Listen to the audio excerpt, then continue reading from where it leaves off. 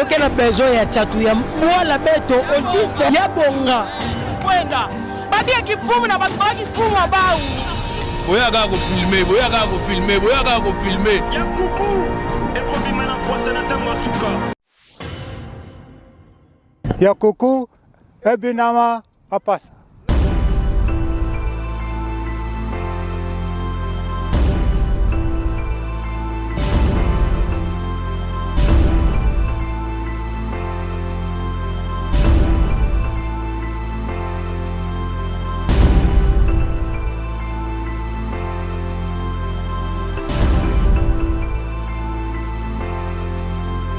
Vous bénisse.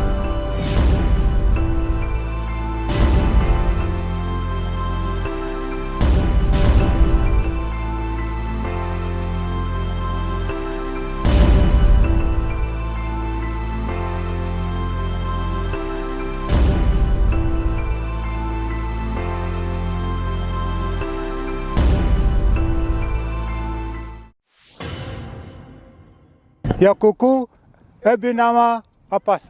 Esengo komona bino ebele na bandako kolanda magazine Mposa o ezali liso pelito ya bino bana Congo partout na monde. Tofongola magazine ya lelo na gouvernorat ya Congo central pa wapi secrétaire général ya gouvernement provincial monsieur Jean-Jacques Fukiabelo asalaki arrêté na o etali bokono ya COVID-19 na province ya Congo central. Chirac Lipasa abimisi na Mposa. Arrêté provincial numéro 090 bar bis bar cab.gouv bar cassé bar 0013 bar 2020 du 2 mai 2020 portant application de mesures de prévention et de riposte contre la pandémie du Covid-19 dans la province du Congo central. Le gouverneur des provinces, vu la Constitution tel que modifié par la loi numéro 11/002 du 20 janvier 2011 portant révision de certains articles de la Constitution de la République démocratique du Congo du 18 février 2006, spécialement en ces articles 2, 3, 195, 196, 198 et 203.17. Vu la loi numéro 08/012 du 31 juillet 2008 portant principes fondamentaux relatifs à la libre administration des provinces tels que modifiés et complétés par la loi numéro 13/008 du 22 janvier 2013, spécialement en ses articles 23, 28 et 37. Vu la loi numéro 20/001 du 23 avril 2020, autorisant la prorogation de l'état d'urgence sanitaire proclamé par l'ordonnance numéro 20/014 du 24 mars 2020. Vu l'ordonnance numéro 19/041 du 29 avril 2019 portant investiture du gouverneur et du vice-gouverneur de la province du Congo central. Vu l'ordonnance du 24 mars 2020 proclamant l'état d'urgence sur l'ensemble du territoire national pour faire face à la pandémie du Covid-19. Vu l'arrêté provincial numéro 090/bis cab.gouv cassé 011/2019 du 22 mai 2019 portant organisation, fonctionnement du gouvernement provincial du Congo central tel que modifié à ce jour. Vu l'arrêté provincial numéro 090/bis cab.gouv cassé 036/2019 du 2 décembre 2019 portant réaménagement du gouvernement provincial du Congo central. Vu les décisions prises par le président de la République, chef de l'État, annoncées le 18 et le 24 mars 2020, relatives à la prévention et à la riposte contre le Covid-19. Vu les mesures d'encadrement arrêtées par le Conseil des ministres provincial du Congo central, élargies aux membres du Conseil provincial de sécurité tenu le 19 mars 2020, considérant la dangerosité de la pandémie du Covid-19 et le risque de sa propagation dans la province du Congo central.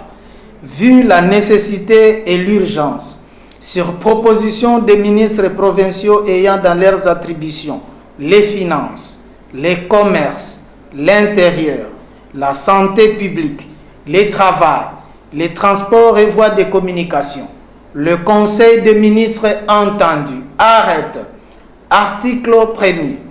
Le port du masque est rendu obligatoire dans les lieux publics sur toute l'étendue de la province du Congo central. Article 2. Sont interdits tous les voyages des passagers, quels que soient les moyens de transport, de Kinshasa vers la province du Congo central et inversement, excepté les véhicules, trains et avions transportant des marchandises et dont l'équipage doit être soumis à un contrôle. Article 3. Le service minimum est rendu obligatoire dans tous les services, entreprises publiques, dans toutes les sociétés privées ayant un personnel supérieur à 20 personnes. Article 4. Il est interdit aux marchés et aux autres endroits de commerce la vente des denrées alimentaires à même les sols. Article 5. Les inspecteurs de la division provinciale de l'économie du Congo central sont tenus, durant cette période, de procéder constamment à la vérification de la structuration des prix des articles en vente. Article 6. Tout responsable d'une activité commerciale ou non, d'un service public ou privé employant ou réunissant plus de 2 personnes est obligé d'afficher et de faire observer les mesures d'hygiène recommandées par les ministres de la Santé du gouvernement central, notamment celles relatives au placement au sein du lieu d'activité des dispositions de lavage de mains. Article 7. Toutes les entités territoriales décentralisées de la province du Congo central sont tenues, chacune en ce qui la concerne, de prendre des règlements de police pénalisant, dans les limites de leurs ressorts et compétences, les violations de mesures prises par les présentes arrêtés. Les amendes perçues seront versées à la Direction générale des recettes du Congo central, DGKC en sigle, dans un compte spécial ouvert pour la lutte contre la pandémie du Covid-19. Article 8. Les effets du présent arrêté, comme ceux de règlement de police pris à sa suite, cesseront de plein droit avec la fin de l'état d'urgence. Article 9. Les ministres provinciaux ayant respectivement dans leurs attributions les finances, le commerce, l'intérieur, la santé publique, le travail et les transports et voies de communication, les commissaires provinciaux de la police, ainsi que les autorités des entités territoriales décentralisées.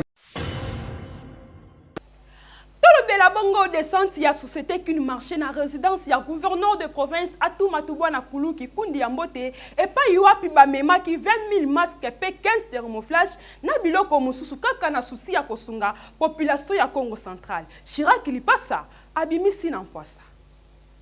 Magazine Poissage, les soupelito ya bana Congo partout dans le monde. Et kitaki bongo mokolo ya samedi demain na résidence ya gouverneur Atuma Tubwana Nkuluki Nkundia Mbote. Kaka ndenge boyebi bokono ya coronavirus ezotungisa mondi mobimba. Nde bandeko na biso ya kini marché na système kaka ya nzola yenge ba pesa ki bongo ba masque pe ba thermoflash. Et pas y a autorité numéro 1 ya Congo central Atuma Tubwana Nkuluki Nkundia Mbote pour na contribution na tine etali kobundisa bokono oyo ya coronavirus. Moko ya bachef ya kini marché azanga ki malobate na caméra Eli Malonda abimisi na Mpwasa.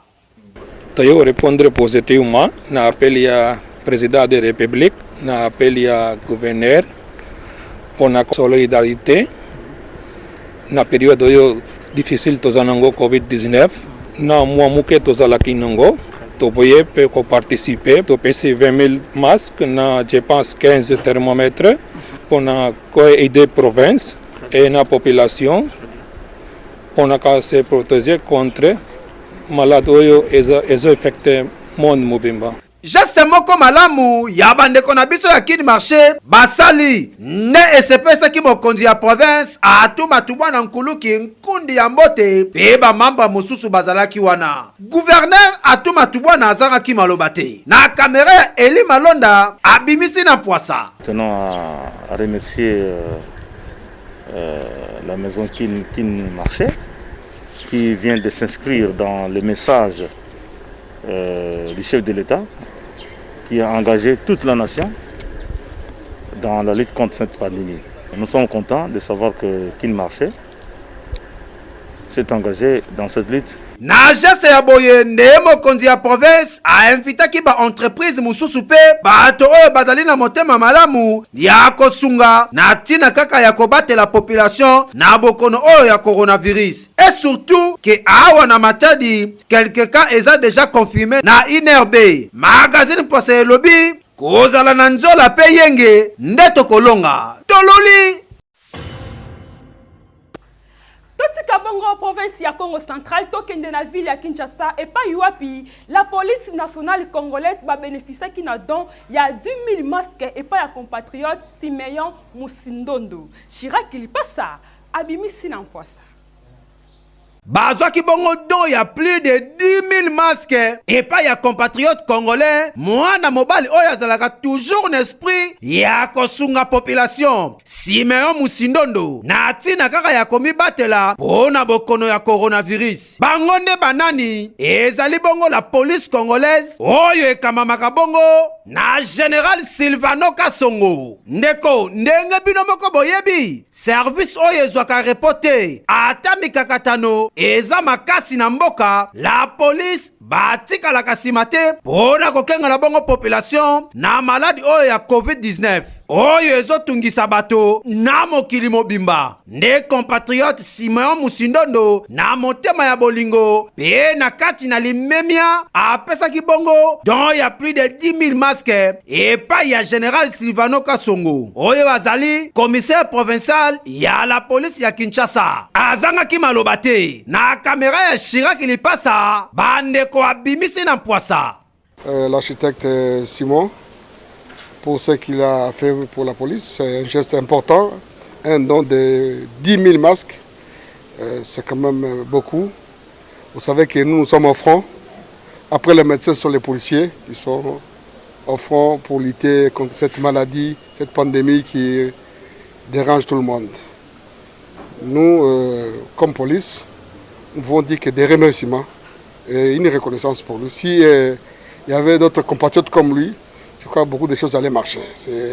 Avec ses frais personnels, il a pensé à nous, il a pensé aux policiers qui sécurisent, qui font la patrouille nuit et jour, qui sont au service de la population. J'espère que Dieu... Geste moko malamu mwana mboka Simeon Musindondo atalisaki susi pe bolingo ya mboka na ye azangaki lisusu maloba te na kamera toujours ya Chirac lipasa abimisi na mpoisa. Plutôt c'est eux qui sont plus au four au moulin. Outre le fait qu'ils nous sécurisent, parce qu'ils nous approchent, ils sont dans des barrières. Et quand je passais dans des barrières, j'ai vu personnellement mon général au front. Je me suis dit non, en tout cas, d'ailleurs vous avez suivi que toute la ville soutient pratiquement le général dans tout ce qu'il est en train de faire. Je me suis dit il faut l'accompagner dans l'exercice de sa mission.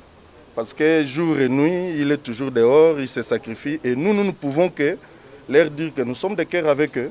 On ne les a pas oubliés, ils sont nos frères en tenue, nous devons les... Yakoko, Ebinama, Apasa. Toujours na vision ya Aigle, magazine Poste kitaki bongo na mboka ya Uvira na Sud Kivu pona kotala badega oyo esalamaki kuna na mvula oyo uti kobeta ya suka. Chirac ilipasa abimisi na mpoisa. Magazine Poissa, l'isopelito ya bana Congo partout na monde, champion ya ba magazine, toujours na vision ya Aigle, et kitaki bongo na mboka ya Uvira. Et pa yuapi plus de 70 000 habitants, bazangi esika ya kovanda, suite ya mvula monene ya suka, oye utaki kobeta. Et buki bandaku pe ebebisi biloko ebele, kaka ndenge bozo mona na bilili. Ebele ya batu oyo bozo mona, bazangi bazwaki esika ya kovanda bakendaki kose réfugie bango nyonso na ekole ya mama Marie Olive Lembe Kabila. Ekole oyo ezalaki bango inauguré depuis 2011. Yango nde ezosunga plus de 400 familles pona kovanda. Esukaki kaka bongo te tango mama Marie Olive Lembe ayokaki sango oyo ya pasi atindaki ekipi na ye mobimba pona kolandela likambo oyo ekotisi mabota ebele na pasi. Prefet ya ekole azangaki maloba te na kamera ya Eli Malonda abimisi na Mpwasa. Je me posais la question comment je pourrais faire arriver mes cris à maman Olive Lembe. Nous savons très bien que maman Olive Lembe a toujours été parmi les gens de ces pays qui se soucient du bien-être et de la peine de la population congolaise.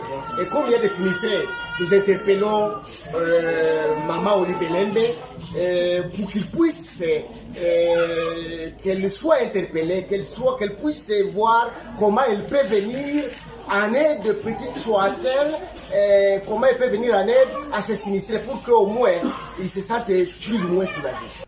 Délégation ya Asibel Initiative Plus, coordonnateur national na coordinatrice provinciale ya Sud Kivu, bazalaki wana pona kotala lolenge badega esalemaki. Et puis kopesa compte rendu na présidente ya ONG Mama Marie Olive Lembe Kabila. Pona komema lisungi na mabota oyo eza na kati ya pasi. Magazine Mpwasa, Toluli. Ya Koko, Ebinama, Apasa. Tosonga lisusu na province ya Congo Central na ville ya Matadi, précisément na immeuble dragage pa iwapi magazine Mpwasa ya accompagnaki misala malamu ya division urbaine ya santé pona ko désinfecter immeuble ya dragage. Chiraki lipasa abimisi na Mpwasa.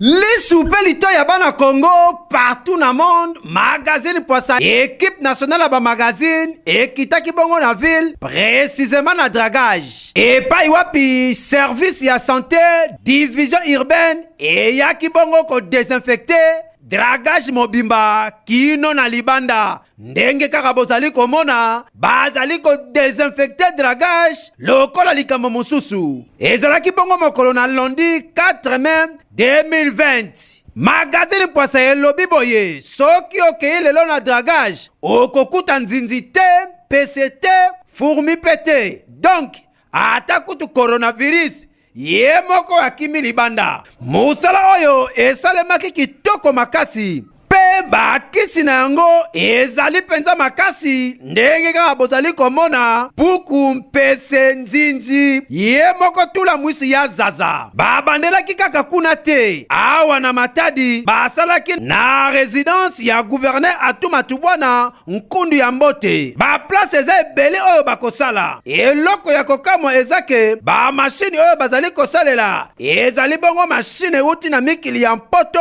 tu mopia kaka ndenge bazali komona ya bilili machine lokola bauti ko bimisa na usine. Ingénieur Gilelema oyo zaki kosala mosala oyo na kati equipe oyo ye azangaki maloba te na kamera ya Chiraki lipasa abimisi na Mpwasa. Travailler service à santé DPS alors toujours désinfecter ba lieu public na ba bureau administratif nyonso ya l'état toujours désinfecter puis tout ça la désinfectation n'a qu'au désinfecter. Tout ça là deux travail à la fois. Toujours bon microbe, puis ben insectes, aussi mais la mission microbe toujours bon bango. Ah tout ça maintenant à dragage. Hier nous étions à la gouvernorat. Maintenant aujourd'hui nous sommes dans l'immeuble à dragage pour qu'on désinfecter, puis qu'on désinsectisation tous les insectes, tous les microbes parce qu'aujourd'hui toujours que nous contre le coronavirus. Vraiment, on a un DPS, ingénieur Guilelema, nous travaillons pour la lutte contre Covid-19. Je suis analyste assistant au bureau hygiène et salubrité publique à la division. Donc, on a tout le bureau administratif, bureau il y a dragage, pour la désinsectisation et puis la fumigation. Parce que business par rapport à la pandémie, donc personne ne peut ignorer ça. C'est pourquoi nous sommes venus faire le travail, faire la désinsectisation et puis la fumigation. Ici au bureau ya dragage awa. Merci Pelongonia na musala kitoko oyo division urbaine ya santé ezali kosala awa na Congo Central. Ndenge kaka bozali komona na bilili province bandi kozonga ndenge kaka ezalelaka na kala. Toluli ya kuku ebinama apasa. Magazine Poissa liso pe lito ya bino bana Congo partout na monde. Ekitaki bango na ville ya Kinshasa précisément na hôpital ya cinquantenaire et pas yuapi ba patient oyo baza guéri na COVID-19 bazo déclarer sorti na bango na hôpital. Eli Malonda abimisi na Poissa. Nous sommes là, nous n'avons pas un petit problème infractionnel, vrai ou faux? Vrai. Alors, on s'étonne comment on est séquestré ici pendant des longs jours. Pourquoi? Il y en a qui ont terminé leur traitement, il y en a qui sont en cours. Et qu'est-ce que nous allons faire? Tout ce que nous pouvons faire, c'est de sortir parce que nous sommes libres. On ne nous a pas arrêtés pour des faits infractionnels. Vous comprenez ça? Ah. La télévision. Tout le monde qui va lobby que oyoki maladie, il y a qu'à ça yoto. Il y a qui peut passer ça biso. Donc si traitement peut sili. Si quoi, tout ça est batté. Eza inerbe, eza hôpital ya biso ou bien eza li gouvernement. Pour ce que tout nia, d'abord il faut un gouvernement. Oya gouvernement. Bien que tout le monde a été. Il y a hôpital à lobby que inerbe. Inerbe, il y a bien à il y a riposte. Ça riposte contre le Covid. Mais beaucoup de gens parce que c'est un résultat. C'est quoi que c'est un lobby à résultat. C'est un lobby à résultat. C'est quoi que vous avez battu? Tout na. Lembi. Tolembi. Au juste. Bah qui n'a biso poto kufa. Si on a ceux qui to kufa ka. Wanande sikoyo banga bazomba mo babimisi biso. Ba ki okunda biso. On en a marre. Le staff a dit que Mango na yeni mtezole sa biso nyezo fute la biso nyonso. Le gouvernement n'a rien donné. Il a dit par ses propres frais que nous mangeons, que nous buvons le médicament. Et en ce moment, on s'abusait naïe. Congolais, nous voulons que le peuple congolais, le gouvernement vienne sortir de là. Ça fait beaucoup de jours que nous sommes ici, on ne prend plus de médicaments. Nous voulons sortir. Ya kuku ebinama apasa. Toti Kabango République démocratique du Congo, tokende na mboka ya Luxembourg et pas yuapi déconfinement et zosalema malembe. Lobby le 4 mai 2020 ezalaki pona ba lycéen. Chirac il passa abimisi na Poissa. Nasima ya kozala confiné pendant 51 jours na ville ya Luxembourg, mokolo ya lobby 4 mai 2020, nde bandaki ko déconfiné pona ba lycéen, bazongela ba cours. Jason oyo azali moko ya ba lycéen azangaki maloba te. Na caméra ya Eli Malonda abimisi na Poissa. C'est bien de voir mes amis ici à l'école. Je suis content de rentrer, mais oui, c'est un peu bizarre de voir toutes les personnes avec la masque et tout ça. Mutu nyonso na lycée azo obligé ya kolata masque. 6000 finalistes ya lycée ya Luxembourg bazongeli bacours. Kasi bacours ezopesa malisusu lolenge ezalaka te suite ya crise sanitaire. Organisation logistique pe pédagogie ezalaki bongo modifié. Ba salle de classe ezalaki bongo divisé na deux groupes pona kolanda bacours neti ndambo ya ba élèves liboso ya professeur pe misusu liboso ya écran vidéo. Na établissement oyo tope na ba lycée ya Luxembourg ba norme ya hygiène eza bongo strict. Directeur ya lycée des arts et des métiers M. Fabrice Roth azangaki malobate na caméra ya Eli Malonda abimisi na Poissa. Nous avons pris beaucoup de mesures. La désinfection des mains ou le lavage des mains dans les salles, la mise à disposition de masques, de gants, de visières pour les enseignants. nyonso eza ya kokoka po ba lycéen bazongela ba cours na sécurité nyonso. Pamba te na 3 semaines conformément na calendrier initial ya ba élèves finalistes ba kozala na ba examen. Bazali na esengo ya kozwa ba cours na classe ke en distance. Pe ba révision. Moko ya ba lycéen azangaki maloba te. Na caméra ya Eli Malonda abimisi na Mpwasa.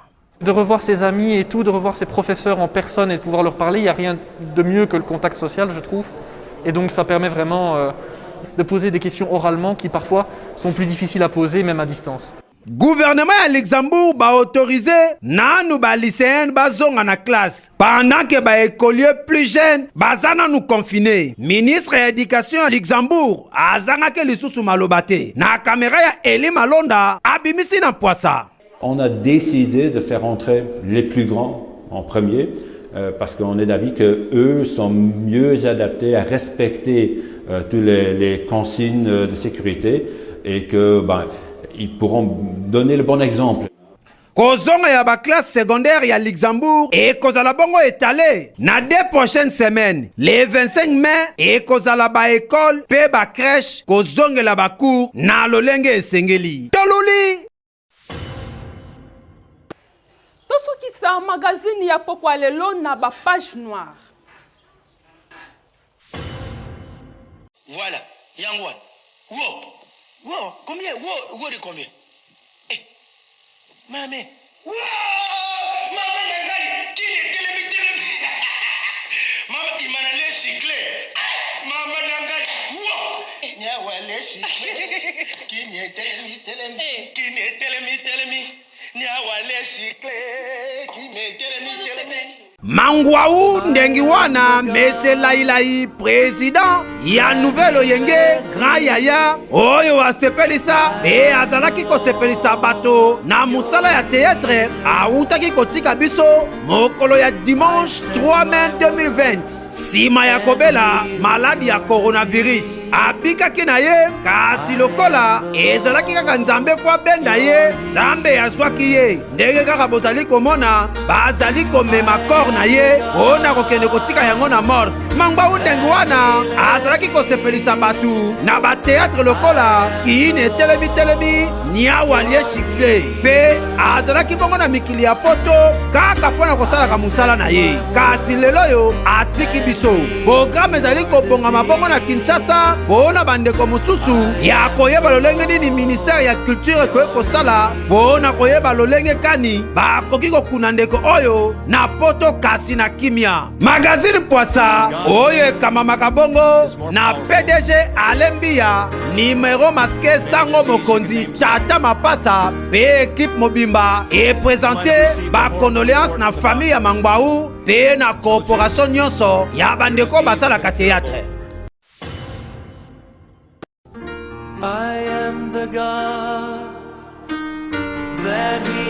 Communiqué nécrologique.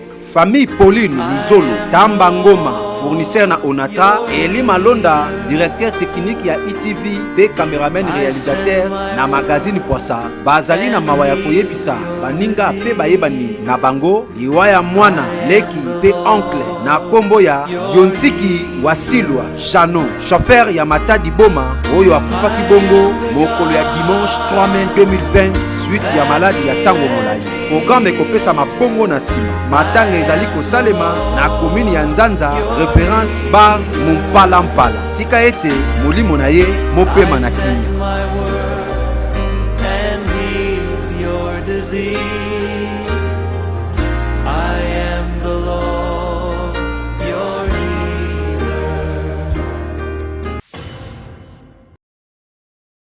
Na ba page noire nde tosukisi magazine ya pokwa lelo. Merci na équipe technique pe équipe rédactionnelle oyo bataki mayele pote bino na banda kuboko ka kosepela. Merci lisusu na ba partenaire na biso na lolenge bozo continuer ko soutenir magazine Mpwasa. Merci na RD Congo.ini ya Foste Masola. Merci na Jérôme Mbenza. Un grand merci na Yemoko Tata Mapasa sango mokonzi numéro masqué Alembia.